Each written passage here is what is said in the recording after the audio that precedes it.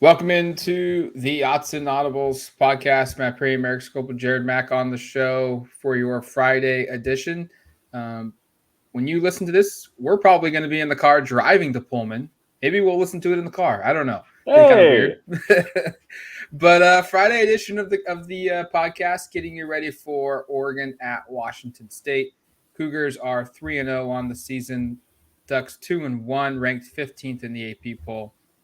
Cougars receiving votes. I think they probably have the best win of the season, going to a Wisconsin house and winning there, but they're not ranked. I think that probably does a little bit with the name of their school and the recognition that they have. But Oregon has a big win. Washington has a big win. There's been some others throughout the league as well. And this is a big game from a conference perspective.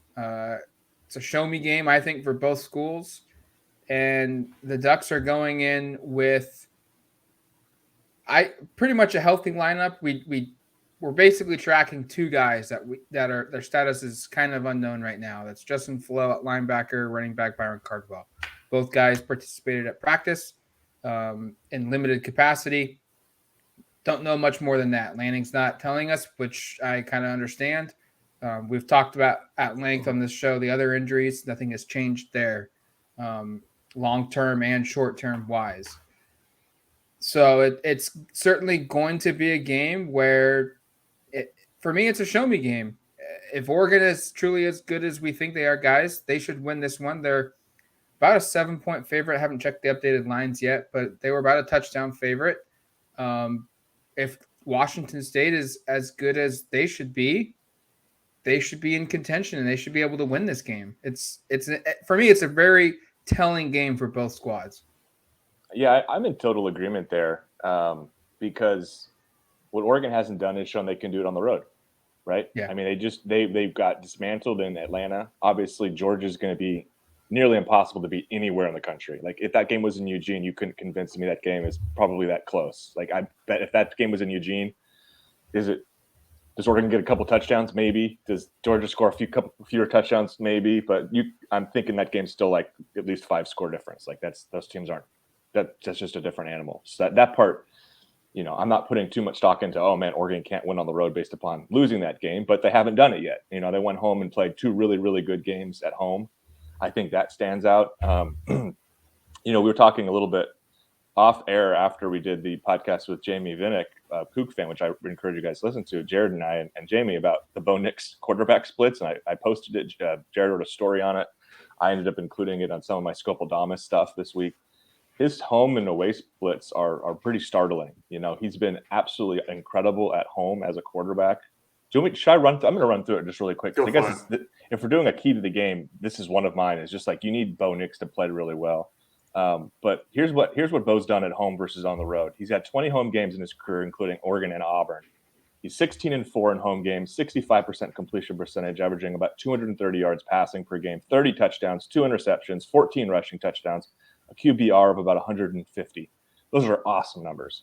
Mm-hmm. When you get on the road or away from home, he is 6 of 11 in 17 away or neutral games. His completion percentage is about 55%. He's thrown 16 touchdowns, 16 interceptions, 7 rushing touchdowns. His QBR drops to about 108, and he's averaging just about 200 yards passing per game. It's a pretty stark difference. Those go from being, the first numbers I ran through, those are All-American caliber numbers, 30 touchdowns, 2 interceptions. If you do that for a full season, there aren't a lot of quarterbacks who have that kind of a ratio. That's really impressive. The fact is, when you look at the other side, he's got a 1-to-1 ratio on the road. So, and I know some of that is the difficulties of playing in the SEC versus the difficulties of playing on the Pac-12. But I just think it's notable. Because Oregon hasn't shown yet that they can win on the road yet under Bo Nix. They only had one opportunity, and it was against a team they weren't going to beat, I don't think. But Bo didn't play very well in that game either. So I think this is going to be really telling with him because I'll be honest, like the last week or so, I've been kind of getting into hey, Bo Nix is pretty darn good kind of rhythm of like, yeah, maybe Oregon's got something really good going here on offense. I think we're going to learn a lot more about kind of what he is and what his offense can be when they take their show on the road here. Oh yeah, 100% agree. I think those stats, and yeah, I got a comment or two about, obviously players perform better at home than they do on the road. Yeah, I agree 100%. But if you look at the comparison of those two stats, it's night and day. It's an unbelievable difference in player performance at a home game and an away game. And I think that kind of leads me to, I think one of my keys to the game is turnovers for both teams. I think, like Matt, this will be a show me game of how both teams operate in a higher pressure scenario. Washington State turns the ball over and gets a bunch of turnovers. You know, they have 8 turnovers as a team this year, but 7 turnovers forced as a team this year. So they're turnover prone. So I think, you know, whatever team is gonna win this game is gonna have fewer turnovers than the other. But I think if you're from Oregon's perspective, you had the 2 turnovers with Nick's against Georgia, but I don't know, man. Like Erik said earlier, you know, I put don't put a lot of thought in that Georgia game because that was just such a mismatch. I think that again, that would be a mismatch to 99% of the teams in the country, probably other than Ohio State and Alabama. And we'll see Georgia and Bama probably in the SEC championship game, and we'll see if that's a mismatch there. But the turnovers for Oregon's side haven't really come. And I know I think they lost a fumble out of bounds, and that's very nice for Oregon. But ball security and ball control have been pretty good to start. And you know, no fumbles by the running backs. Nick's, other than those 2 interceptions against Georgia, had the deflected pass against Eastern Washington, but against a much better BYU team, you know, he made the correct decision nearly every time. Didn't put any ball up in the air for grabs. What he's been doing, what Nick specifically has been doing at Oregon this season is very impressive. He's completing over 70% of his passes. And again, you know, potentially his best statistical college season was 2019 with Kenny Dillingham.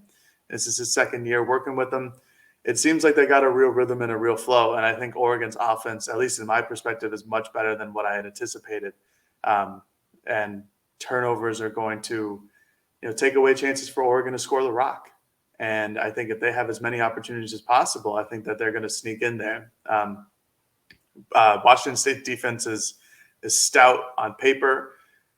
Their competition, specifically Wisconsin, Wisconsin had a lot of yards, but they turned the ball over a bunch. And I think if Oregon is in that same spot, if you put Oregon's numbers and Wisconsin's numbers, and they're the same at the end of the game, but Oregon doesn't turn the ball over, I think that's a completely different game.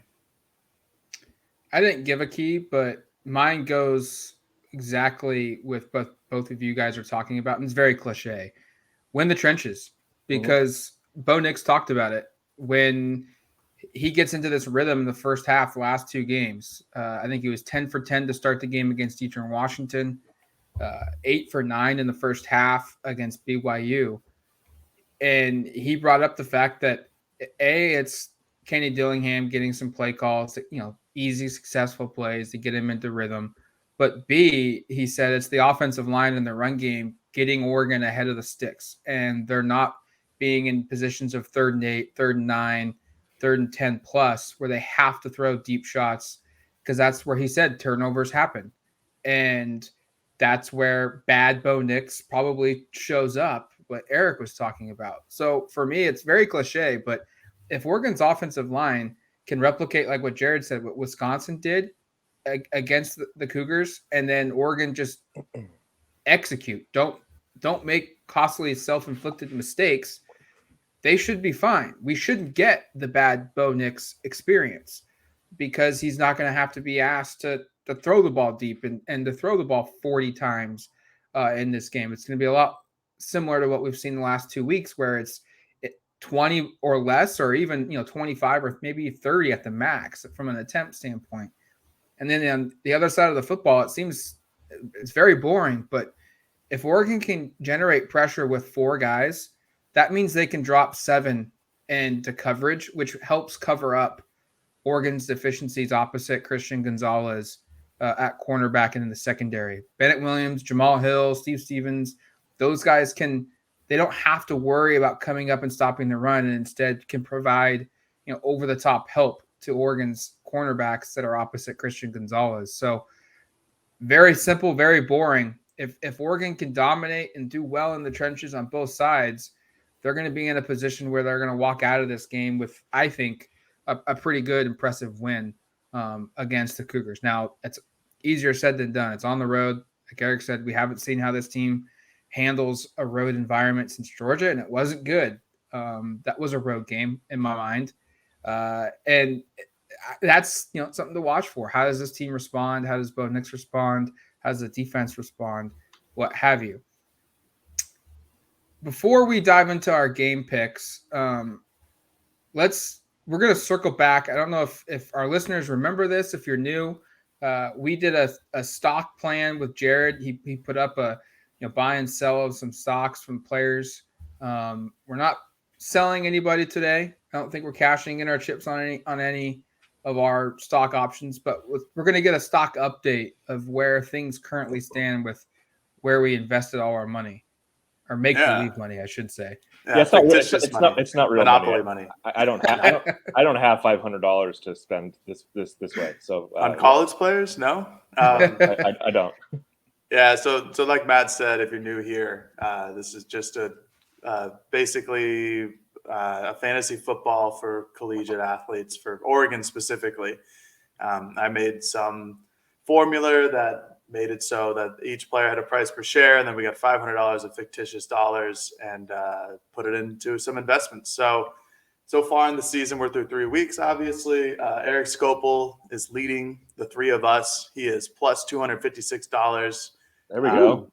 I am second. I am plus $250 at $750, and Matt is in third at $609. So he's plus $109. The big returns for Skopil and I were obviously the Justin Flo because of his low price per share and then his decent stats to start the season.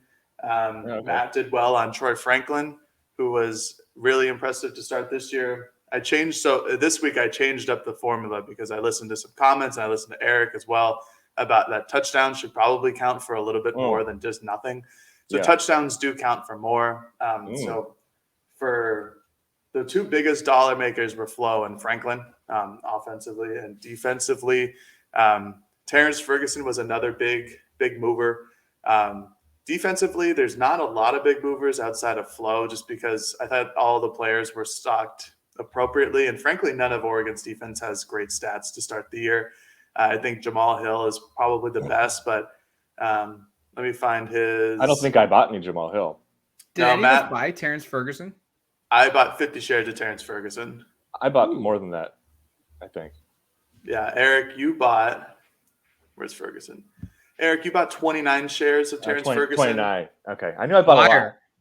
Liar. I thought it was more than that. It felt like I put all my eggs in the Ferguson basket. That's why I thought fraud. Erik and I put a lot of money into Seven McGee, who has not done well so far. Yeah, that's been a bad start. Erik, you've made $9 off Seven McGee, and I've made $6. So, and I had quite a bit of Franklin. How much did I put in Franklin? I'm just curious now because it's been a while since I've looked at this. I'm asking you to do my stock. Erik, you had 20.92 shares of Franklin. There you go. That turns out to be $50 originally.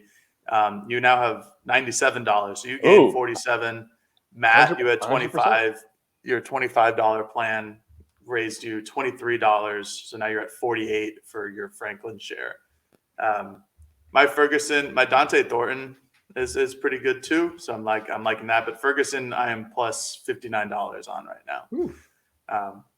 So yeah, that's about it. There's not a lot of big risers. I'm in a rewatch of Billions, and I'm going to suggest next season we provide shorts. And I like shorts. we don't have too many players.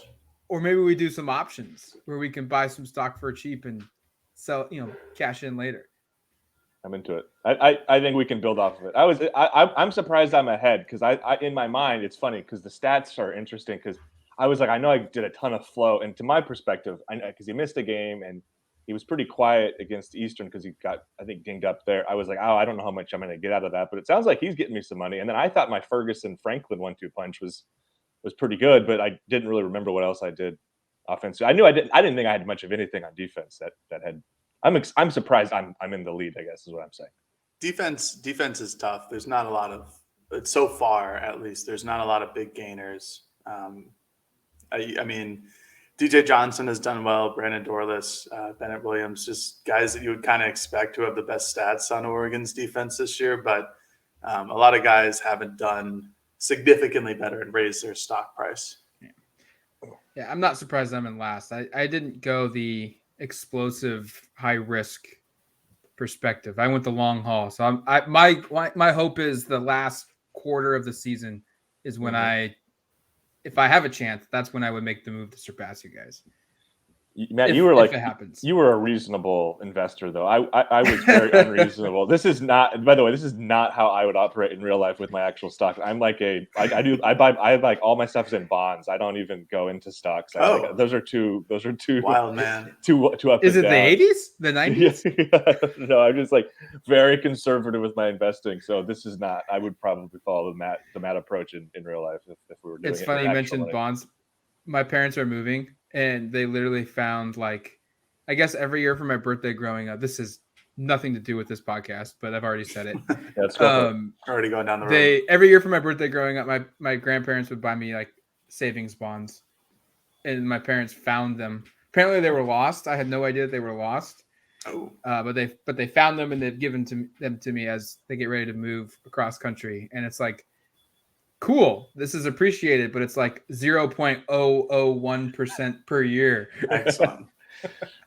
Nice. I was just gonna say big money, but maybe not. No, maybe not. No, not big money. Let's end this financial talk on the podcast. We'll take a quick break, and when we come back, we'll dive into this game and make some predictions and end it with a score prediction. All right, welcome back to the Odds and Audibles podcast. Oregon at Washington State. Fox, Tim Brando, Spencer Tillman on the call, 1 p.m. kickoff. Kind of surprised it's the 1 p.m. kickoff for this game. Was thinking we'd get the same crew we had last week, Fox's number 2 team, but we're getting a different one, Tim Brando, Spencer Tillman. We're going to go into this one offensive team, offensive player, defensive team, defensive player, and then a score prediction. Offensive team, I'm going with the offensive line. I think they play good. 0 sacks so far this season. They're one of 4 teams in the country to have that stat. I think 0 sacks is intact after the 4th game of the football season. Part of that is what I said last week about BYU and Bo Nix. I think his escapability can help allow some, potential sacks to not be them, not get completed. So I'm going 0 sacks for the offensive line against Washington State, which would kill their amazing 14 sack ratio for 3 games stat for Washington State. I was going to say that's a pretty bold one. That's a spicy one, Matt. I like it because, but as you said, and Matt, I think you were the first one to kind of recognize this. When you look at the 14 sacks, 13 of them came against Idaho and Colorado State, only 1 against Wisconsin. So they've kind of feasted on the lesser teams so far. And that does stand out a little bit when you look at their just all those disruptive, those havoc plays that have kind of. I mean, they're really impressive. The stats are crazy. 14 sacks. Oh yeah. 30 tackles for loss, but pretty much all of those, a large part of those came against the weaker teams. And Oregon, certainly from an offensive line perspective, as Matt said, I mean, they've been awesome in pass protection. And I don't know if I go quite that bold, but I do expect the offensive line to have success, which kind of leads me into my prediction as well here, which is, Washington State has been really disruptive. They've also limited teams to running the ball very effectively. Both of the lesser teams, Idaho and Colorado State, less than 70 yards rushing, that's impressive, regardless of opponent. You're impressed with that. Wisconsin ran it for 174 yards. Wisconsin is known to be big up front, physical, run for a lot of yards. And to Washington State's credit, they limited them to a pretty impressive number there. And part of that was because of the turnovers they forced. And the fact that they were able to get some disruptive plays. I think they still had 6 tackles for loss in that game, which is a pretty good number against Wisconsin. So I'm going to have Oregon running for more yards than Wisconsin, 175 yards or more in this game. I almost went 200, decided to kind of be a little bit more conservative, in part because the Skopil column has been just it's been a lot of gas, not a lot of hits here. I'm 2 for 15 in my predictions so far. Got my first 2 right last week. I'll also note just to pat myself kind of on the back, The 3 I missed were so close. I was very close to having like a 5 Only for 5. counts in horseshoes and hand grenades. I know. But if BYU has 26 more yards, I hit one. If Franklin has 16 more yards, if Dorless has one more half the tackle for loss, I hit another one. I mean, it's just so close. But I digress. Sounds like my parlays, man. Yeah, well, so close. You said you had a big one last week, so good for you. But go Pats. But yeah, I've got Oregon running for 175 or more yards. I talked about this in the opening. Oregon needs to control the rock, and I think they're under 1.5 turnovers. I kind of went with the average of what Washington State has forced, 7 turnovers, 3 games, to above 2 per game.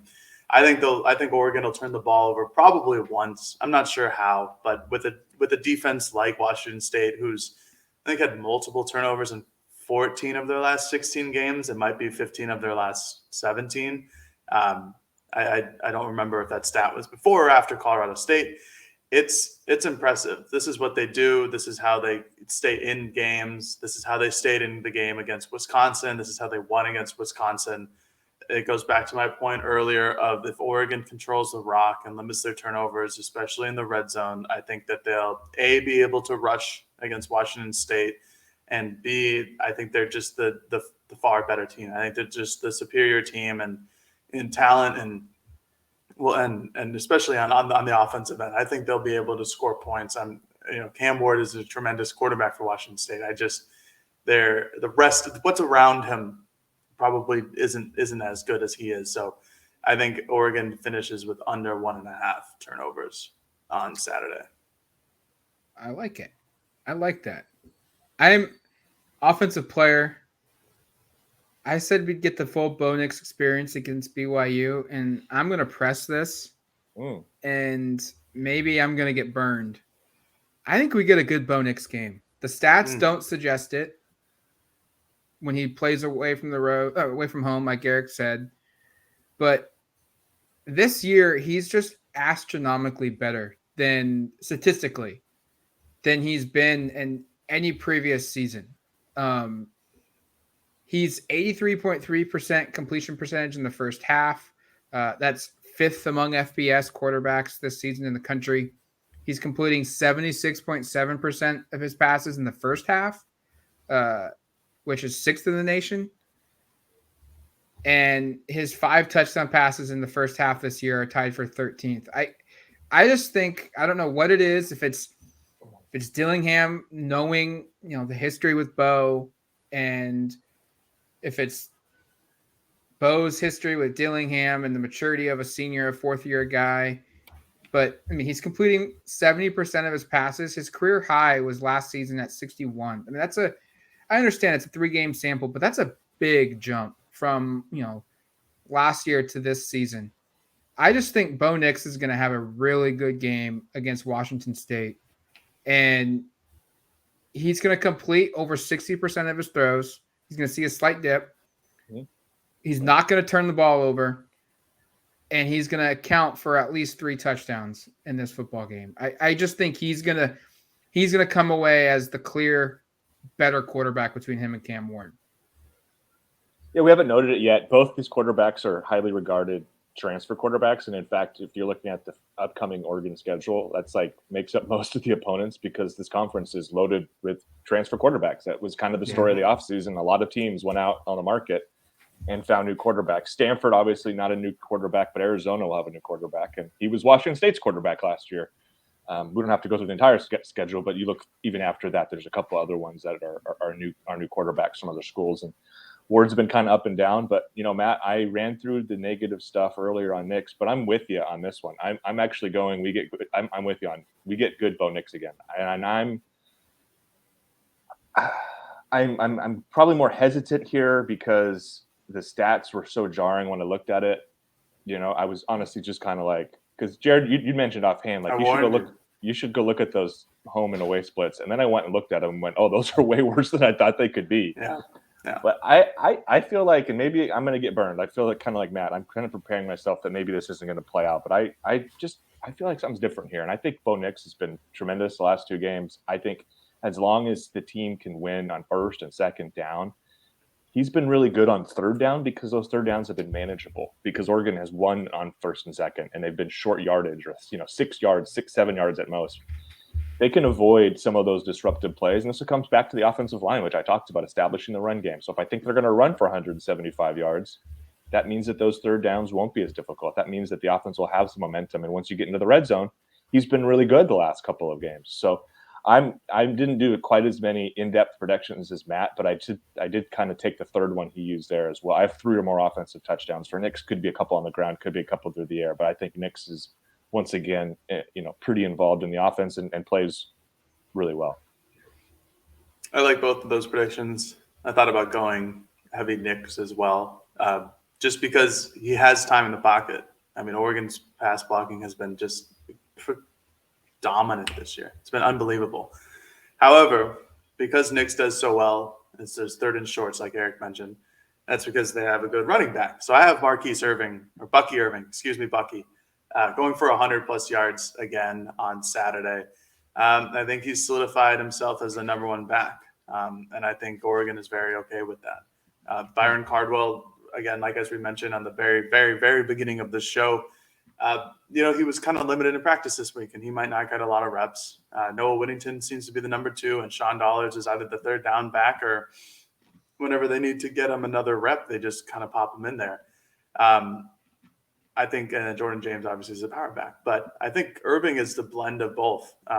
He didn't do a lot of pass catching last week, but he was so great in breaking tackles and running upfield and running hard. Dan Lanning said he ran violently, which is kind of scary, but that's what Bucky Irving does. So I have him over 100 yards, and I think that really helps solidify Oregon's offense, just like it has the last couple weeks. All right, team pick here, defense. I think Washington State's going to move the football a little bit here. I think Cam Ward will have some success throwing the football.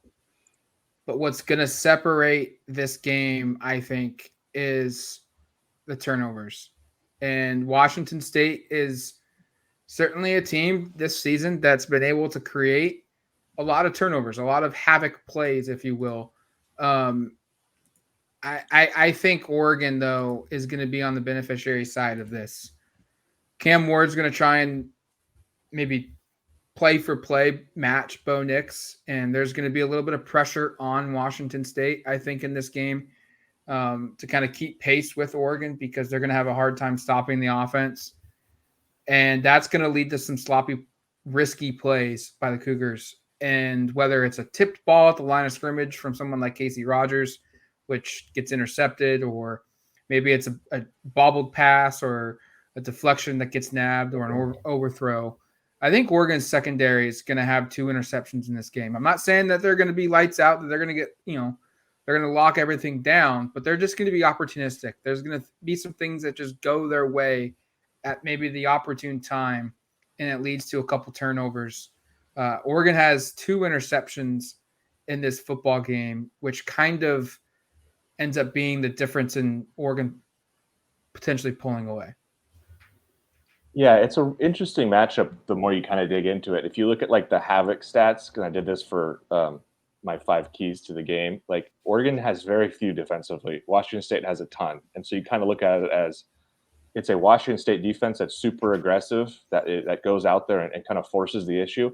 And guess what? The Oregon offense hasn't allowed a sack all season. They've had 2 turnovers with the starting unit in, and those both came against Georgia.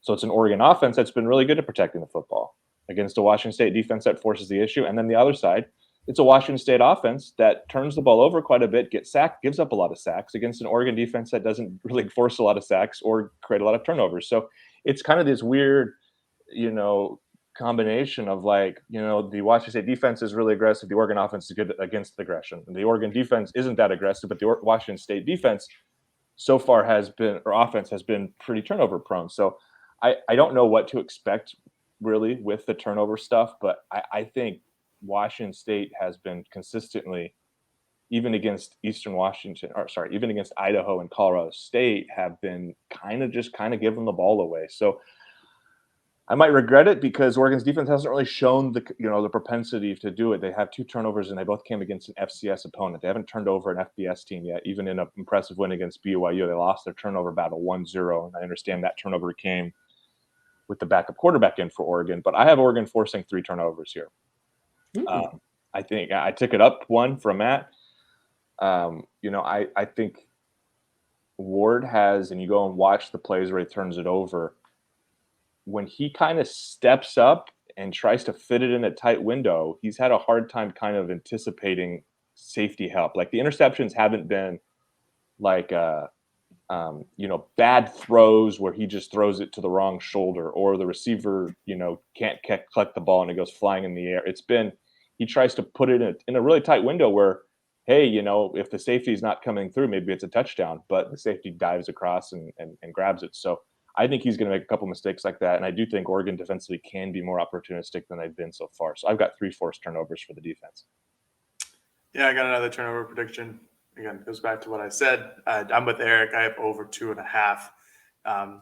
Basically for the same reasons. I think Cam Ward is obviously very talented. And I think, like something like next year with a full offseason after a full season of Pac-12 football, I think he could be really, really special. I think it's still very early into his career. I think Oregon's going to take advantage of that. I think this is going to be a very, very poor comparison, but the Patriots would always feast on rookie quarterbacks because of how well they could hide their defenses. And this is Dan Lanning's thing. He's a defensive guy, Tosh Lupoy defensive guy. This is an opportunity to try to confuse a quarterback, and I think it gets done a couple of times. Maybe there's a fumble as well, but I think most of these turnovers that are going to be forced are going to be through the air. I think that Oregon's defense has been opportunistic when it can be. I think they've been kind of laid back and play to their strengths at other points, but I think that this Washington State offensive line is not what it's been in the past in terms of just talent level and ability to pass block or run block. I think Oregon's defensive front might actually have a good day at the office for maybe the first time this year. And I think that's going to lead to a lot of pressure. And if Oregon can contain Ward with his legs, I think there could be some mistakes that are made. So Oregon over 2.5 turnovers. I like it. We're all kind of thinking in the same capacity on that one. Team and individual pick here. I'm going defensive line. And tell me if I need to pick here. I'm picking like 3 guys collectively to do something. Is that too much of a team stat, or do I need to pare it down? I've got 2 guys, so I'm cool with that. You guys are just over here breaking rules. This is supposed to be one individual, but I'll allow it. I expect our scorekeeper at home, who I know there are some listeners podcast, we know who's doing it, keeping a really close score. We'll take this. I'll pare it down to 2, so I'm equal to Jared. These will hopefully the scorekeeper listening to this can understand. These will be partially graded. This is not an individual competition anymore. This is going team. Breaking rules. So Washington State is in the hundreds for sacks allowed this season. Erik kind of talked about it a little bit a minute ago. I think Oregon's front 7 is going to get that pressure in this game. I don't know if it's going to be just unwavering pressure by Oregon's D-line, but they're going to get the Ward. And so I'm saying Brandon Dorlus and DJ Johnson are going to hit the 2.5 combined sack total in this game. There's going to be sacks in this football game for Oregon, and I think DJ Johnson and Brandon Dorlus will be the main culprits of that, and they'll go over 2.5 sacks in this football game. Well, I have Dorlus having maybe no sacks, but DJ having 2 because that's my prediction. Oh, okay. DJ. We did not compare notes, by the way. Yeah, all our predictions are very similar. Well, I do post mine on my Scopodamus on the site, so maybe you guys have been reading, but clearly not, which hurts me, which is painful to hear. Hey, I saw your score prediction. I know what you're doing. Right, you know what I'm doing. Okay, fine. No, I think it's kind of funny because DJ's had such a long career, and he's never had a multiple sack game. He has had 4 1-sack games. He has 4 sacks his entire career, which is not a lot. But I think there's an opportunity to have some production here. Matt ran through it. You look at what Washington State had for the last several years. Abe Lucas was like an A-plus left tackle. I think he's starting somewhere. I was watching an NFL game, and apologies to those listening who maybe are yelling what the answer is, but he was playing and I think he either had a hold or gave up a sack, but he's definitely starting somewhere or playing significant minutes somewhere in the NFL. The Seahawks. Okay, that's right. Okay, that adds up. I've watched both of their games. But no, he was awesome for a really long time there, and arguably one of the best offensive linemen in the conference for 2 to 3 seasons. And he's gone now, and I think they've had a little bit of a hard time replacing that kind of anchor on that left side there. And now we'll see what Oregon can do in terms of getting pressure. And frankly, Oregon, I think we talked so much at the beginning, this is kind of a show me game for Oregon. A lot of the things I'm saying that they're going to do defensively are just things they haven't done previously. Like offensively, I picked Nick's playing well. Well, we've seen that. I've said the run game will be good. Well, they've done that. Defensively, I'm saying they're going to force some turnovers, which they really haven't done. And I'm saying they're going to get after the quarterback, which they haven't really done. And we'll see. We might come away from this game going, because we're all kind of predicting the same kind of defensive stuff. We might come away from this game going, man, like that was kind of disappointing. Washington State seemed ripe for the pickings for some turnovers and some sacks, and they didn't do it. Or we might come away saying, wow, maybe they even overperform our expectations and outperform it, I should say, and come away and you go, man, wow, they actually had 4 turnovers and they had 7 sacks, and that was incredible. This is kind of the start of the momentum on defense, but I just think there's opportunity in this game to get after the quarterback, and I think DJ gets 2. I like it. I certainly think that there's opportunity to get after the quarterback as well. I'm going with a combo. I'm going with 2 players combining for over 13.5 tackles, which is Bennett Williams and Jamal Hill. Those guys have both been at the top of the tackle charts for most of the games this season. And I just think there's going to be a lot of opportunities for safeties to come down, whether they're playing star or free, and just come down and make a hit. That's what Bennett did last week against BYU. Jamal Hill had a good day as well. I just think that this is probably a safer route, but I think there's that Washington State is still going to try to hit the perimeter on Oregon. I think they're going to do what BYU did in Eastern Washington, what Georgia did originally. Again, we go to practice, and every once in a while we'll see them work on tackling drills, and they're always about perimeter tackling. This is something that they've worked on. Multiple players have talked about for weeks now, that they're tackling this perimeter issue basically all the time. And this might be the game where people begin to say, all right, I think they solved it a little bit. Because I thought that was against BYU where people would say that, but BYU kept going after it. So I think that Washington State will try it. And I think that Bennett Williams and Jamal Hill are going to, I think they're going to showcase their talents in those types of situations, because I don't think that Washington State has the better athletes to get around the corner like Georgia did, or occasionally like BYU did. Can I jump in really quick, Matt? I just had one thing on the Jamal Hill part. He pointed out that he got, I don't know if you guys remember this, I had forgotten, the very first play against Washington State last year, he got beat for a 70-yard reception. And he said he's been thinking all season about this matchup. This is like the matchup he's had circled on his schedule, because that was to him like one of the worst beats he's had in his career. So I'm with Jared in terms of including Jamal there. I think he's potentially going to have a big game. This game means a lot to him, because he was pretty disappointed he got beaten coverage like that last year. All right, team picks. Oregon is opened as a 6.5-point favorite. I think as of 10 a.m. Friday morning, they're a 7-point favorite. So the line is basically stayed right about where it opened for this one. And I think Oregon's going to win. I think they're going to cover as well.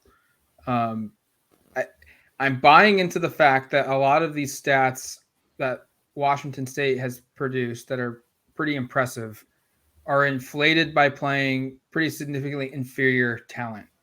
And when they played a good team, they won. They absolutely won. But Erik brought this up a couple of days ago when we were talking about it. I went back and watched it. Wisconsin just made a bunch of mistakes. They shot themselves in the foot a ton of times. They had plenty of opportunities to win that football game, and they just failed. And you have to give credit to Washington State, because they took advantage of those made mistakes by Wisconsin. But a lot of them really weren't like they were unforced errors. And those are the types of errors that can be corrected. And I think Oregon is a better team than Wisconsin. They have the better talent than Wisconsin. They certainly have the better talent on paper than Washington State. And I just think this game is going to be played in the trenches. It's not going to be overly sexy or, it's not going to be over the top bombs like we saw at Troy Franklin. It's just going to be the methodical 7 yards, 6 yards. You can't stop us. We're going to chew up the clock. And then defensively, you're just going to face a lot of 3rd and longs. You might convert a couple of them. You're going to break some big plays on us, but for the most part, there won't be a lot of explosion plays. We're going to make you go the length of the football field because we think you're going to make a mistake. And sometimes those are the most impressive wins. And I think we're going to walk away with this one thinking, wow, Oregon played a really good game. There really wasn't any area in particular that you walk out saying they got exposed a little bit. And I'm picking Oregon to win 38-27, an 11-point win for the Ducks. And quite frankly, I think it's going to be closer to an 18-point game for most of it until a late touchdown by Washington State makes the score look a little better than anticipated. I'm either going to get burned or I'm going to look Nostradamus because I think Oregon's significantly better and we're going to see a significantly better team win this game. Yeah, I'm Skopil-damus. What is your nickname? I don't know. Prima Donna. It sounds like prima donna is the problem. Matt. Yeah, I don't think that works. I'm sorry for introducing that. Just maybe this is maybe some bad mojo to bring in here, but just the level of confidence is me like when that first Utah game last year when we had that infamous Utah attack on us. That's just where I feel like. Oh boy, I gotta change my pick now. Yeah, we gotta go. Fade Matt. Yeah. No, I don't know. This might be a consensus Oregon pick this week, which is interesting because I know when we did our preseason picks in, that would probably have been either August or late July, something like that. I think Jared and I, we both picked Washington State to win this game during the offseason. And then Washington State's gone out and done everything right in terms of they went and they beat Wisconsin. I don't think we expected that. I know I did when I did my predictions for what Washington State's record would be this year because I think I had Washington State winning 7, maybe 8 games, but I had them losing to Wisconsin. But I had Oregon dropping this one in the preseason, and I'm moving away from that. Even though it's funny, the first 2 weeks could not have gone probably. I mean, if you would have told me after 2 weeks I was going to pick Oregon to win this game, I would be like, "Oh, that's weird," because Oregon just got blasted by Georgia and Wisconsin just lost to Washington State. So Washington State's been better than I expected. Oregon's been worse, but I really was impressed by the BYU win, and I think the more I kind of look at some of the strengths and weaknesses of both these teams, it feels like what Washington State is really good at doing defensively, it kind of can be mitigated by what Oregon does offensively. And defensively, I have some concerns. I'll be honest, because if Cameron Ward can not turn it over, and obviously I predicted he will, there are some matchups here for Washington State that could get pretty attractive. Just because Oregon's second corner has been abysmal. Trico's Bridges has been not good this year, and then the replacements have had moments, but as Dan Lanning has said, it's been inconsistent. So I like Oregon. I think it's going to be lower scoring than what Matt predicted. I do think they cover, but by like the slimmest of possible margins. I have Oregon winning 28-20. I think it's a really competitive game. I think it's probably tied or one-score game still at the half, and then honestly, it's just kind of like you're holding on the whole second half, and maybe it ends up being Cam Ward makes a mistake late. I really think the quarterback play is what's going to differentiate this because I think Nix is going to outperform Cameron Ward, and I think that ultimately be the difference. But I have Oregon winning by one score, 28-20. I like it. Yeah, this one was an interesting week for me. Obviously, I was wrong on my BYU prediction, and I've certainly not heard the end of it. I am going to pick the Ducks. I'll tell you my score in a bit. But Washington State's stats defensively really intrigued me. It was like this team just was an absolute animal on the defensive side of the ball. And after BYU, obviously there's a lot of confidence in Oregon's offense, and there should be, because they move the ball very well against a BYU team who's very good defensively and really had no problems doing it. Washington State, obviously their win over Wisconsin is huge for the program there. They're 3-0 to start the season. I remember in the preseason, Eric and I looked at this like a trap game because it's the first road competition. Pullman has not been kind to Oregon. They played, I did this on my How to Watch story, they played 12 times in the last 10 years or 12 years, excuse me. And Oregon's 8-4, but at one point they lost 4 in a row there. Not great. They've won the last 3. Pullman is always a tough place to play. It's Dan Lanning's first Pac-12 conference road game, first conference game. There's a lot of things that could lead this to be a trap game or an upset. I also still have terrible memories of Justin Herbert going in there in 2018 and getting shelled. Which, again, there's a possibility that they have that same what the hell moment with Bo Nix on the sideline this time around. And I'm paraphrasing and but I do have Oregon winning this game. I had to go through, I watched a lot of Washington State tape, which I didn't think I'd be doing, but I really did. I watched nearly the entire Wisconsin game, and I kind of came down to the same conclusion as Washington State just won the game. Wisconsin shot themselves in the foot. They turned the ball over in the red zone. They turned the ball over way too many times. They had opportunities with Cameron Ward's interceptions. I am worried, like Erik is, in terms of Oregon's second cornerback. I'm worried, again, with their open field tackling, just because it wasn't really great against BYU. It was improved. It's much better than where it was week 1, but it needs to still get better. And Cameron Ward's ability to scramble could change the outcome. If it's a 3rd and 6 and Oregon's pass rush gets there and their coverage is great, but he takes off for 8 yards, that's a defeating conversion if you're Oregon's defense. Overall, however, I have Oregon winning 36-24. So I have them winning by 12 points. Wow. I have them being the decisive victor in this situation because I feel confident in my predictions. I'm kind of like Matt. I'm not to that level of the this is going to happen type of deal, but I think Oregon's defense is turning the corner. I think that this is going to be their first chance to show what they could potentially be in their pass rush and their secondary. I'm not really worried about Washington State's weapons. I don't think that they're as talented as teams that Oregon has played this past 2 or 3 weeks. I just like Oregon to win here. I think that they're the much better team. So I'm picking them to win and to cover. Better weapons than Eastern Washington, though. Yes, 100%. Just to clarify. Can Oregon's best defense be its offense? And I say that because you go back to what they've done the last 2 games. It's 13 straight scoring drives by the first team offense. They had that 5-minute perfectly executed drive late in the second quarter, right before half against BYU. That's where a lot of my confidence is coming from. I just don't think that the Cougars are going to be able to match the efficiency of Oregon's offense.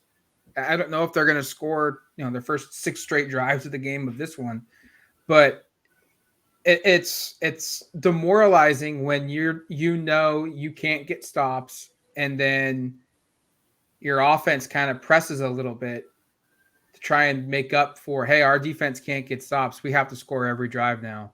And that's where the mistakes come from. And that's kind of what I'm banking on. A little bit of Oregon's offense just being so good for so long in this game that Washington State tries to press here a little bit and they get burned for it. Yeah, we talk about this being a show me game. I think this is a show me game for the offense too. Yeah. Because you can look at it and say they didn't perform well at all, obviously, in the first game. And then they came out and they performed really, really good, really, really well, I should say. Good grammar, Erik. Come on. In the next 2 games, one of those is an FCS opponent. Another one is BYU, who we thought was – I really think right now my confidence in the offense and Bo Nix and everything is almost exclusively based upon the BYU game. Yeah. I don't know how much I want to take away from Eastern Washington. I know they scored a ton of points. They drove the ball a lot. That's impressive. If they had not done that, I probably wouldn't be as confident. It was good to see them stack 2 good offensive games back to back. But this Washington State's defense is the best defense Oregon has faced since Georgia, and Oregon did not perform well in that game. Now, that's why I think it's a show me game for the offense. we're obviously all expecting the offense to have enough success to win. You guys have them in the 30s. I have them in the high 20s. We'll see. Washington State's defense has been productive. I don't want to take too much away from them. They've had some really impressive moments. We talk about, I have Oregon running the ball effectively. If Washington State's able to take some of that away and it ends up becoming, I'm just trying to think of like the counter of it, of like, what could happen for Oregon to lose. It would be if Oregon can't run the ball and then Bo Nix is forced to throw it on 3rd and 13 and he forces a couple and it's turned over and Washington State's in business. That's why I think this is a really big game to kind of prove that, hey, the last 2 weekends, those weren't the aberration. The aberration was the Georgia game, or I don't even want to call it an aberration. That was just a game that's so hard to be impressive in because of what you're going against. But no, I think, for as good as the offense has been the last 2 weeks, this is the biggest test so far. And if they come out and they perform really well and shoot, if you guys are closer to being right and they score in the 30s and maybe they even do a little bit more than that, I think we're going to go into the Stanford game and the Arizona game thinking they should be 5-1 going into the bye week, and they might not be tested that much the next 2 weeks. I mean, this to me feels like if Oregon gets by Washington State and can do it like you guys are predicting 2 scores, I have it, 1 score. I think you're going to have some confidence that they should go into the bye week with kind of 2 pretty impressive wins. I know Stanford has always become kind of a house of horrors, but I haven't been overly impressed with that game too. And it's a night game, so maybe it gets weird there. But that's a home game, and Oregon's been really good at home. I don't know if I see them losing at home, and then they go down to Arizona, who's much improved, but they still needed all 60 minutes to hold off an FCS team, albeit the best FCS team last weekend. So I think this game's going to tell us a lot. I really do. And I think if Oregon comes out and performs like we're expecting, there should be optimism that they could get to 5-1 going into the bye week, and then you see where you're at when you play UCLA at home the week after. Yeah, I just think the last 2 weeks I've been so impressed with how Oregon's offense is able to just come out of the gates swinging. That was not what we've seen the last couple of years here. And the game script from Kenny Dillingham and company, they've gone out there and they just run the ball down a team's throat, pass it wherever they need to do to get the ball into the end zone or at least get a field goal and put points on the board. I'm going to counter Matt's idea of like their best defense is their offense or their best offense is their offense. I think their defense needs to step up this game and give Oregon's offense as many opportunities to get into the end zone. I think if they turn the ball over and Oregon gets an extra possession here or there, I'm pretty darn confident in the way this offense can roll and is pretty 50-50 in their splits of pass to run, where I think it'll really not expose the Washington State defense, because I do think that they have some very talented players there, but they'll probably showcase how good this offense is, because it's a good defense. I just think that Oregon's offense is going to be a lot better. And I think that if their defense steps up, then forces 3-and-outs, forces quick drives from Washington State or turnovers, whatever the case may be, I think that's just going to be extremely beneficial and probably lead to a game where they do score in the 30s as compared to the 20s. It's going to do it for us here on this podcast. Next time you hear from us, we'll be broadcasting from some press box room from Martin Stadium up in Pullman. All 3 of us will be at that game. So go to duckterritory.com all day Saturday, all day Sunday, as we provide pregame, in-game, and post-game coverage. And then make sure to check out the podcast here on the Odds and Audibles podcast. Talk to you later, folks. Peace.